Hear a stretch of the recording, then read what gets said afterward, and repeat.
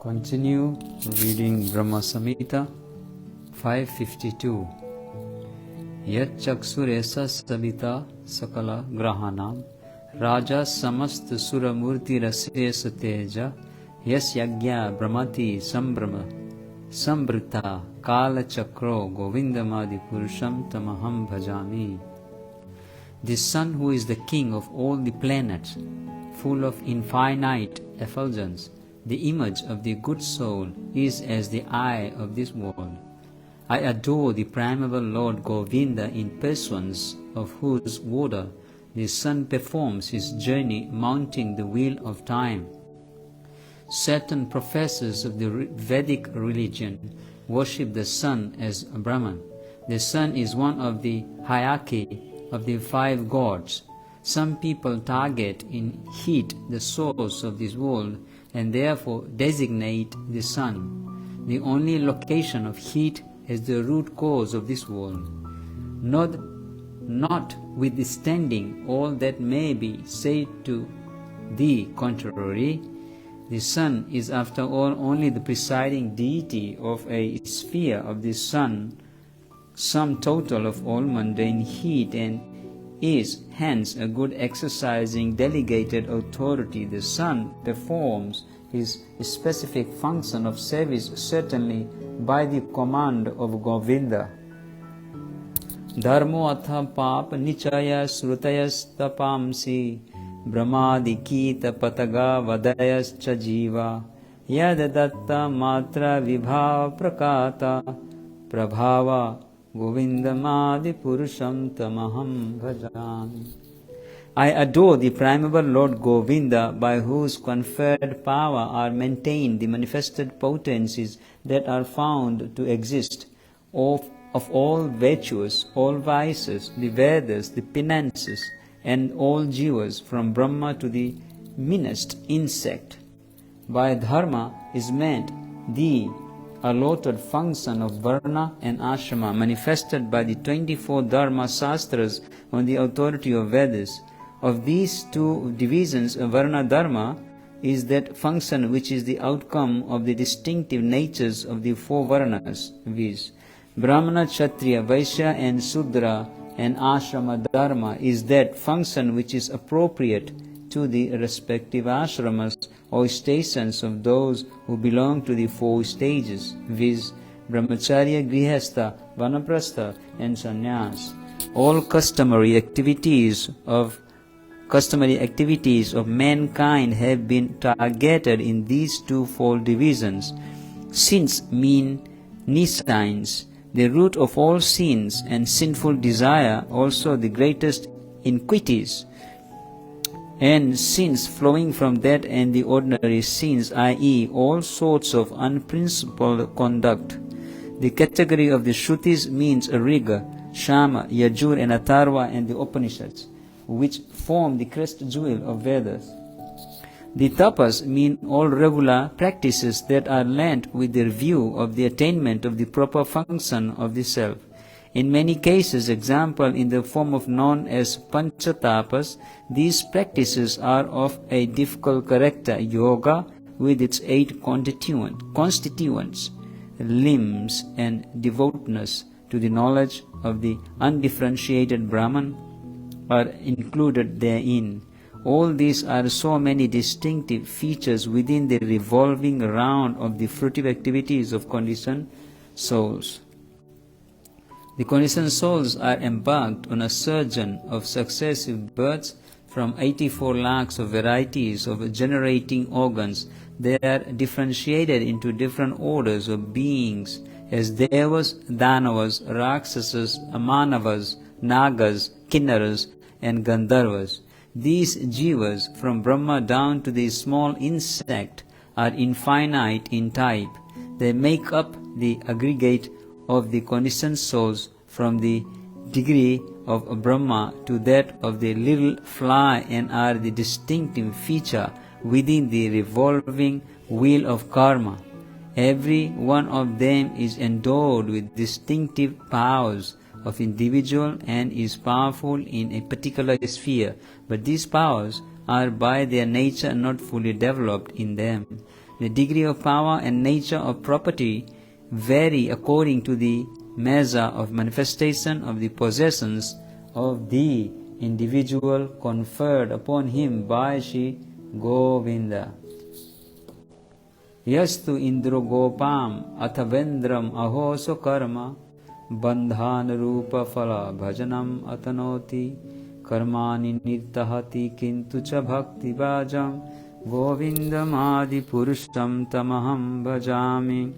I adore the primeval Lord Govinda, who burns up to their roots all fruitive activities of those who are imbued with devotion, and impartially ordains for each the due enjoyment of the fruits of one's activities.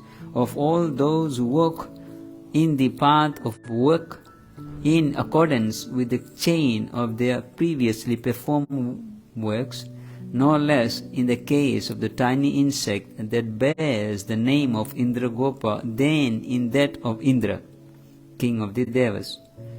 God impartially induces the fallen souls to act in the way that is consequent on the deeds of their previous births and to enjoy the fruition of their labors, but out of His great mercy to His devotees, He purges out by the fire of ordeal the root of all karma, viz., nescience and evil desires. Karma, though without beginning, is still perishable. The karma of those who work with the hope of enjoying the fruits of their labors, becoming everlasting and endless, and is never destroyed. The function of sannyas is also a sort of karma, befitting an ashrama, and is not pleasant to Krishna when it aims at liberation, i.e., desire for emancipation. They also receive fruition of their karma, and even if it be disinterested, their karma ends in Atma Mamata, i.e., self-pleasure. But those who are pure devotees always serve Krishna by gratifying his senses, forsaking all attempts of karma and jnana, and being free from all desires save that of serving Krishna. Krishna has fully destroyed the karma, its desires and nescience of those devotees. It is a great wonder that Krishna, being impartial, is fully partial to his devotees. Yam krodha kama sahaja pranayadi bhita vatsalya moh guru gaurava seve bhavahi sanchitya tasya sadrishim tanumapurete govindamadi purusham tamaham bhajami. I adore the primeval Lord Govinda, the meditators of whom, by meditating upon him under the sway of wrath, amorous passion, natural, friendly love, fear, parental affection, delusion, reverence, and willing service, attain to bodily forms befitting the nature of their contemplation. Devotion is of two kinds, viz., one of the nature of deference to regulation, and constituted of natural feeling. Bhakti is roused by following with a tinge of faith in the rule of the Shastras and instructions of the preceptors. Such bhakti is of the nature of loyalty to the scriptural regulations. It continues to be operative as long as the corresponding natural feeling is not aroused. If a person loves Krishna out of natural tendency, there is the principle of raga, which is no other than a strong desire to serve, which turns into bhava or substantive feeling. When this substantive feeling is aroused, the devotee becomes an object of mercy of Krishna. It takes much time to attain this stage. Devotion, which is of the nature of feeling, is superior to that connected with the scriptural regulation. Soon attains to the realized state and is attractive to Krishna. Its various aspects are described in this sloka. Santa bhava, full of reverence to superior. Dasya bhava, full of service for carrying out the commands of the object of worship. Sakhya bhava, or natural friendly love. Vatsalya bhava, or parental affection, and Madhurya bhava, or amorous love, are all included in the category of devotion of the nature of instinctive attachment. But anger, fear, and delusion, though they are of the nature of instinctive impulse, are not devotion in the strict sense of the term. Because they are not friendly but hostile to the object, anger is found in asuras like Shishupala, fear in Kamsa, and delusion in the Panditas of the pantheistic school. They have the feelings of anger, fear, and instinctive impulse marked by complete self-forgetful identification with the non-differentiated Brahman. But as there is no friendly feeling toward the object of devotion, there is no bhakti. Again, among the feelings of Santa, Dasya, Shakya, Vatsalya, and Madhurya Santa, though indifferent endowment in raga is still reckoned as bhakti on account of its being a little friendly, there is an immense volume of raga in the other four varieties of emotion. By the promise of Gita, ye yatha mam prapadante tam stami bhajamiyam. Bhagavad Gita 4:11. I save one according to his submission.